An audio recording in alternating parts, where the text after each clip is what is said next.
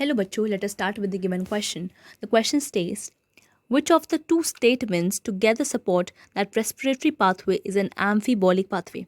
First, fats break down to glycerol and fatty acids, subsequently yields acetyl coenzyme A. Second, in respiration, carbon-carbon bonds of complex compounds break down through oxidation leading to the release of energy. Third, acetyl coenzyme A from respiratory pathway is withdrawn from synthesis of fatty acids. Fourth, proteins are degraded by protease to amino acids and enter the respiratory pathway. Option A, first and second. Option B, first and fourth. Option C, second and fourth. Option D, second and third.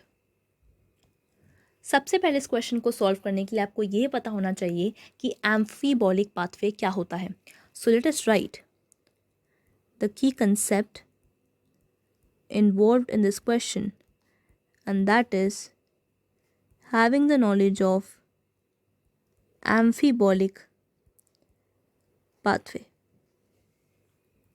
देखिए, amphibolic pathway का मतलब है उसके अंदर catabolic process और anabolic process दोनों present हो, यानी एक ऐसा पाथवे जिसके अंदर कैटाबॉलिज्म और एनाबॉलिज्म प्रेजेंट हो.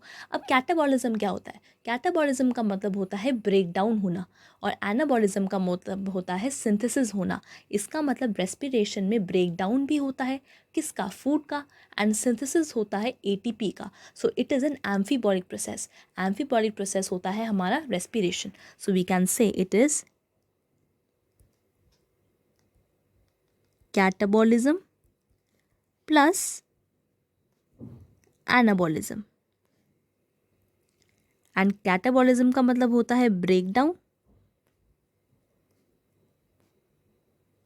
Of food and anabolism means synthesis of adenosine triphosphate, that is ATP. Now देखिए, हमें क्वेश्चन कह रहा है कि क्वेश्चन के अंदर हमें एक एम्फीबॉलिक पाथवे को सपोर्ट करने के लिए दो स्टेटमेंट्स को चूज़ करना है जो ये सपोर्ट करके बताएं कि एम्फीबॉलिक पाथवे होता है हमारा रेस्पिरेशन. तो इसका मतलब हमारी दो स्टेटमेंट्स के अंदर एक कैटाबॉलिक प्रोसेस होनी चाहिए और एक एनाबॉलिक प्रोसेस, यानी एक के अंदर ब्रेक डाउन हो रहा हो किसी चीज़ का एंड दूसरे के अंदर सिंथेसिस हो रहा हो. So let us find out. देखिए, फर्स्ट कहता है fats break down to glycerol and fatty acids subsequently yields acetyl coenzyme A. देखिए, हमें पता है जो फैट होता है वो ब्रेक डाउन हो जाता है फैटी एसिड्स और ग्लिसरॉल में. जो फैटी एसिड्स होते हैं वो बीटा ऑक्सीडेशन के बाद एसिटाइल कोएंजाइम में बन जाते हैं एंड ग्लिसरॉल हमारा डायहाइड्रोक्सी एसीटोन फॉस्फेट में चेंज हो जाता है जो सब्सिक्वेंटली हमें एसिटाइल कोएंजाइम में ही यील्ड करता है. सो this is a true statement. Now we will see ki whether it is supporting an amphibolic pathway or not. So let us start with the second one. Second कहता है in respiration carbon-carbon bonds of complex compounds break down through oxidation leading to the release of energy. देखिए, हमें पता है respiration का मतलब होता है break down of the food to release energy and break down होता है food का by leading ऑक्सीडेशन, यानी ऑक्सीडेशन होने पर हमारा फूड का ब्रेक डाउन होता है. एंड ऑक्सीडेशन होने का मतलब होता है कि जो कार्बन कार्बन के बॉन्ड्स होते हैं वो टूटते हैं एंड उनके टूटने पर एनर्जी रिलीज होती है. सो बेसिक हमारा रेस्पिरेशन के अंदर क्या है? एनर्जी का रिलीज होना by breaking of the carbon carbon bonds. So this is a true statement. Since in respiration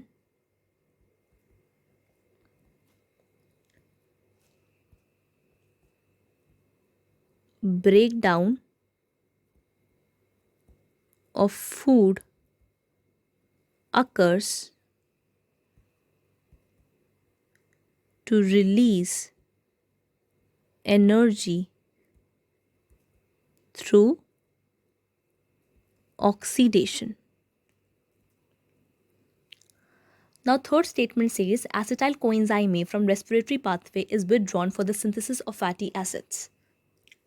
देखिए, जो हमारा एसिटाइल कोएंजाइम में होता है उसको हम इस्तेमाल कर सकते हैं हमारा फैटी एसिड्स को बनाने के लिए. सो ये भी एक ट्रू स्टेटमेंट है. सिंस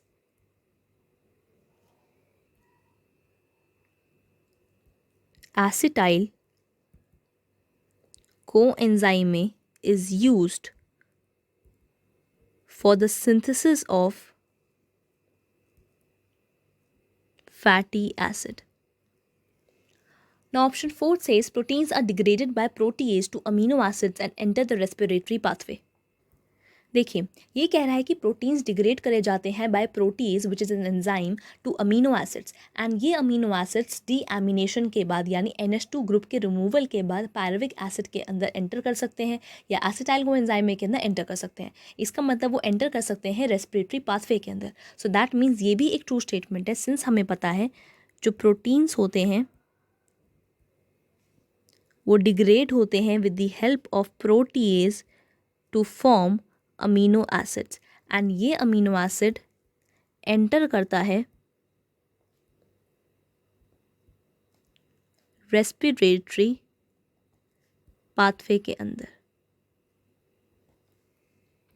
सो जो हमारी फर्स्ट स्टेटमेंट थी कि जो फैट्स होते हैं वो ब्रेक डाउन हो जाते हैं into glycerol and fatty acid, so this is a true statement. But इस क्वेश्चन में हमें ये बताना है कि कौन सी दो स्टेटमेंट सपोर्ट करती हैं रेस्पिरेटरी पाथवे को बताने के लिए कि वो एक एम्फीबॉलिक पाथवे है. इसका मतलब एक कैटाबॉलिक और एक एनाबॉलिक.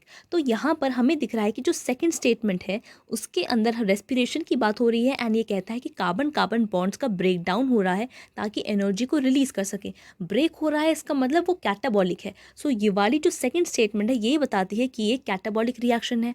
एंड वही अगर हम बात करते हैं थर्ड स्टेटमेंट की, तो थर्ड स्टेटमेंट कहती है कि एसिटाइल कोएंजाइम ए रेस्पिरेटरी पाथवे के अंदर से विड्रॉन होता है ताकि फैटी एसिड्स का सिंथेसिस कर सके. इसका मतलब रेस्पिरेटरी पाथवे एक एम्फीबॉलिक पाथवे है. उसके अंदर हमें ये पता चल रहा है कि जो एनाबॉलिज्म हो रहा है इसका मतलब सिंथेसिस हो रही है. इसका मतलब एसिटाइल कोएंजाइम में मदद कर रहा है फैटी एसिड की सिंथेसिस के लिए. इसका मतलब थर्ड स्टेटमेंट बताती है कि ये एक एनाबॉलिक पाथवे है. एंड वही अगर हम बात करते हैं फर्स्ट और फोर्थ स्टेटमेंट की, फर्स्ट स्टेटमेंट बताती है कि फैट्स ब्रेक्ड होते हैं ग्लिसरॉल और फैटी एसिड्स में, फिर वो चेंज हो जाते हैं हमारे एसिटाइल कोएंजाइम को यील्ड करने के लिए. एंड फोर्थ स्टेटमेंट बताती है कि प्रोटीन्स डिग्रेड होते हैं प्रोटीज के हेल्प से अमीनो एसिड्स में चेंज करने के लिए और फिर रेस्पिरेटरी पाथवे में एंटर करने के लिए. तो फर्स्ट और फोर्थ स्टेटमेंट्स हमारी इंटर रिलेशनशिप बताती है कि रेस्पिरेटरी सबस्ट्रेट्स के बीच में कैसी हमारी रिलेशनशिप प्रेजेंट है. सो ये नहीं बताती कि ये एक एम्फीबॉलिक पाथवे होता है. Second and third statement correctly ये सिग्निफाई करती है कि हमारी रेस्पिरेशन एक एम्फीबॉलिक पाथवे है. दैट मीन्स उसके अंदर एनाबॉलिज्म और कैटाबॉलिज्म दोनों ही प्रेजेंट हैं. सो दैट मीन्स हमारा सेकंड और थर्ड स्टेटमेंट ट्रू होगा रिगार्डिंग द एम्फीबॉलिक पाथवे. तो हमारा करेक्ट ऑप्शन होगा option D, that is second and third. And first and second options, first and fourth option, it is telling about the interrelationship